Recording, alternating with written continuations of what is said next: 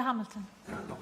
When the Minister meets the UK Minister tomorrow, she'll be able to say that she has the united support of all the Assembly members for Mid and West Wales, and indeed for my party as well as that of Plaid Cymru,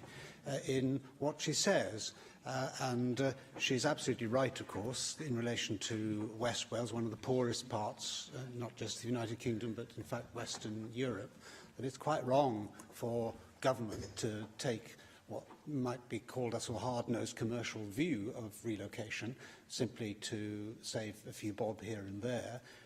and to behave in the way that a company like Tesco has behaved, as Hefin Davis has just observed. And insofar as this goes quite contrary to the policy of the Welsh Government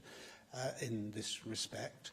this is the third time this afternoon we've heard that UK government ministers have had the lack of basic good manners to consult with, or at least to speak with, Welsh Government ministers before decisions are taken which affect the vital interests of Wales. We heard this from the Council General, we've heard it also from the Cabinet Secretary for Health, and now from the Minister for Skills and Science, and that UK Government ministers need to learn that devolution is a reality and that they need to respect the interests of Wales as represented in this Assembly. Can I also say that this decision just shows that merely because jobs are public sector jobs, they're not necessarily safe and secure. And what is vitally necessary is that we have greater diversification of the Welsh economy, because 2/3 of our national income ultimately depends upon government spending of one kind or another, and we desperately need to get more private sector investment and better paid jobs in Wales. Well, I'm very grateful for the cross-party support. I mean, it makes no sense to us to move jobs from areas that need them badly into areas where employment is much higher.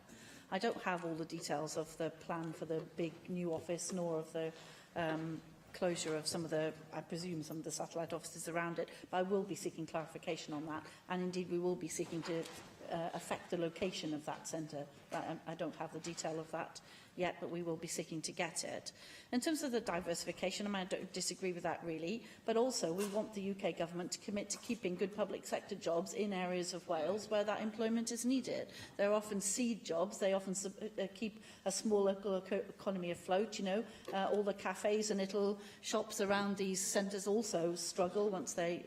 leave, and it is often the centre of a small little ecosystem. So whilst I don't disagree with the diversification point, I also want to underline that we want a commitment from the UK government to use its money and employment wisely and well in order to support other industry and employment in those areas.